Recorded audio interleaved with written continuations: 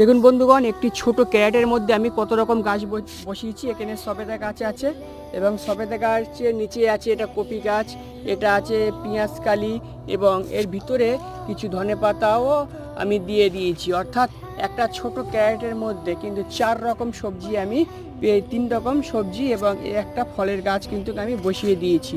তো আপনারাও এইরকম বড় গাছের নিচে বিভিন্ন ধরনের ছোট গাছ যেগুলো অল্প সময় থাকে সেই গাছগুলি আপনারা বসাতে পারেন। তো দেখুন এখানেও কিছু ধনেপাতা এবং বিমসের গাছ বসিয়ে দিয়েছি, কিন্তু উপরে একটা আমার লেবু গাছ আছে।